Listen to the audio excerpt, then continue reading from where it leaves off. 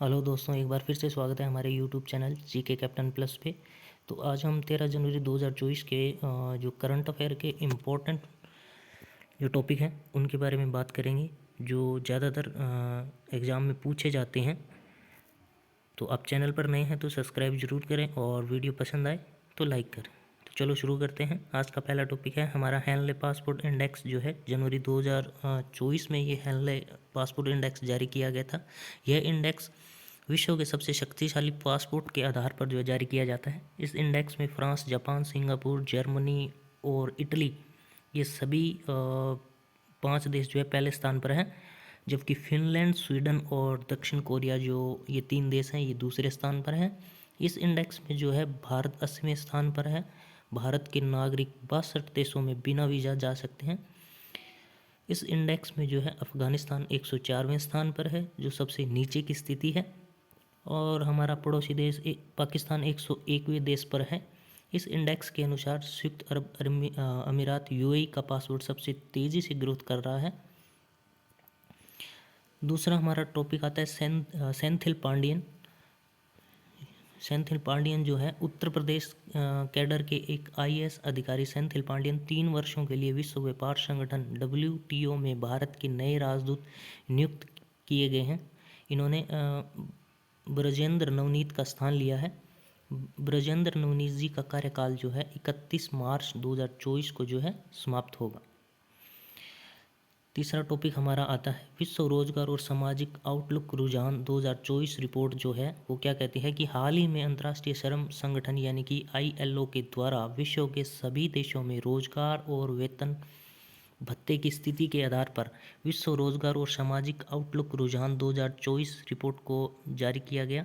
इस रिपोर्ट के अनुसार आर्थिक विकास में गिरावट और लगातार मुद्रास्फीति के कारण विश्व में 2024 के मध्य से रोजगार के अवसर और वर्तमान रोजगार में कमी की आशंका जताई गई है, परंतु इस रिपोर्ट में चीन और भारत की स्थिति को बेहतर बताया गया है। दोनों देशों में रोजगार के अवसर और वेतन भत्ते में वृद्धि बताई गई है।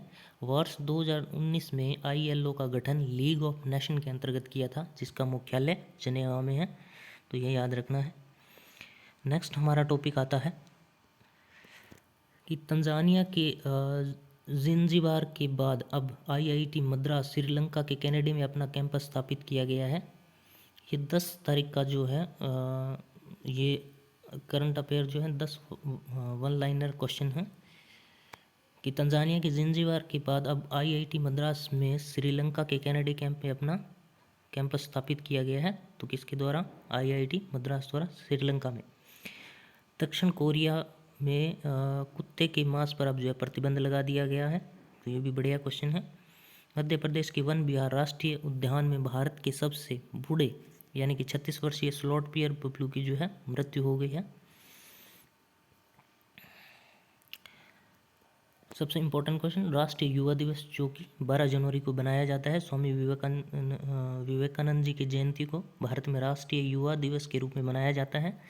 सक्षम युवा समर्थ भारत विषय के साथ इस वर्ष का राष्ट्रीय युवा दिवस महाराष्ट्र के नासिक में आयोजित किया गया। इंपॉर्टेंट क्वेश्चन बनता है, तो इसकी एक तो थीम याद रखनी है जो कि सक्षम युवा समर्थ भारत के विषय पर है। दूसरा, ये महाराष्ट्र के नासिक में जो है आयोजित किया गया है। पिछले वर्ष 2023 में इसका आयोजन कर्नाटक के हुबली में किया गया था, तो ये भी याद रखना है। और राष्ट्रीय युवा दिवस 2024 का शुभंकर जो है सेकरू यानी कि गिलहरी को बनाया गया है, तो ये भी इम्पोर्टेंट क्वेश्चन है। नेक्स्ट हमारा आता है कला और संस्कृति से रिलेटेड, यानी कि यक्षगान मेला जो है कहाँ लगाया जाता है। ये कर्नाटक के उच्च न्यायालय ने यक्षगान मेले पर ध्वनि प्रदूषण एक्ट 2000 के तहत प्रतिबंध लगा दिया था। हाल ही में इस प्रतिबंध को जो है हटा दिया गया है। तो 14 जनवरी 2024 से कर्नाटक में यक्षगान मेले का आयोजन किया जाएगा, तो ये याद रखना है। कहाँ मनाया जाता है? कर्नाटक में। और किस तारीख को? 14 जनवरी को। यक्षगान मेले में रामायण व महाभारत के थीम पर आधारित एकांकी खेले जाते हैं, तो ये भी इम्पोर्टेंट क्वेश्चन है। अब खेल से संबंधित हमारा करंट अफेयर है कि संयुक्त कप जो कि हाल ही में आयोजित टेनिस में खेले जाने वाला यूनाइटेड कप का आयोजन ऑस्ट्रेलिया के सिडनी में किया गया है। इस फाइनल मैच जो है जर्मनी बनाम पोलैंड के बीच खेला गया, जिसमें जर्मनी के अलेक्जेंडर जेवरेव की अगुवाई वाली टीम की जीत दर्ज की गई। तो नेक्स्ट क्वेश्चन हमारा आता है भारत का 43वां अंटार्कटिक अभियान। बहुत ही इंपॉर्टेंट क्वेश्चन। भारत अपने वैज्ञानिकों को अनुसंधान के लिए अंटार्कटिका पर प्रत्येक वर्ष भेजता है। हाल ही में 43वें अंटार्कटिक अभियान में मॉरिशस व बांग्लादेश के वैज्ञानिक भी शामिल हुए हैं। वर्ष 1981 में भारतीय वैज्ञानिकों द्वारा पहले अंटार्कटिक अभियान के दौरान अंटार्कटिका पर दक्षिण गंगा अनुसंधान केंद्र का स्थापना किया गया था। इसके अलावा अंटार्कटिका पर 2 और अनुसंधान केंद्र मैत्री और भारती भी स्थित हैं, जो कि पहले से ही है।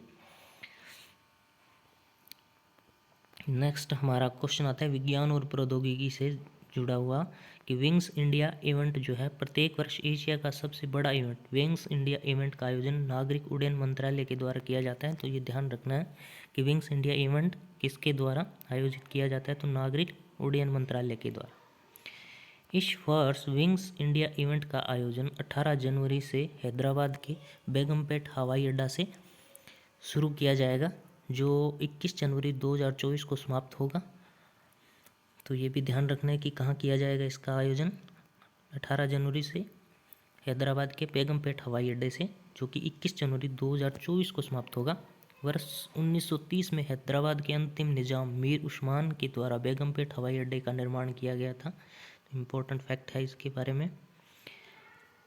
नेक्स्ट आता है हमारा टॉपिक कि असम में 100% इलेक्ट्रिक बाइक टैक्सी सेवा जो है शुरू कर दी गई है। असम के राज्य के परिवहन निगम द्वारा 100% इलेक्ट्रिक बाइक टैक्सी सेवा वायु को लॉन्च किया गया है। यह एक मोबाइल ऐप आधारित इलेक्ट्रॉनिक बाइक टैक्सी सेवा है, जिसे असम के परिवहन मंत्री परिमल शुक्लबैद ने जो है गुवाहाटी से हरी झंडी दिखाई। मोबाइल एप्लीकेशन के माध्यम से बुक करके इलेक्ट्रिक बाइक टैक्सी से असम में यात्रा कर सकते हैं। और असम अपने इस पहल से पर्यावरण व भारत को कार्बन न्यूट्रल देश बनाने में योगदान दिया है। नेक्स्ट आता है हमारा 10 स्टारलाइन ड्रोन जो है दृष्टि राष्ट्र के संदर्भ में कि दृष्टि 10 स्टारलाइनर ड्रोन जो है स्टार्ट किए गए हैं। अडानी डिफेंस एंड एरोस्पेस ने एलबीटी सिस्टम्स के साथ मिलकर दृष्टि 10 स्टारलाइनर ड्रोन को बनाया है एवं हैदराबाद के अडानी डिफेंस से इसका टेस्ट भी किया गया है। नौसेना को समर्पित इस ड्रोन को भारतीय नौसेना अध्यक्ष आर हरि कुमार जी के द्वारा लॉन्च किया गया है। यह ड्रोन 450 किलोग्राम के भार लेकर लगातार 36 घंटे तक किसी भी मौसम में उड़ान भरने में सक्षम है।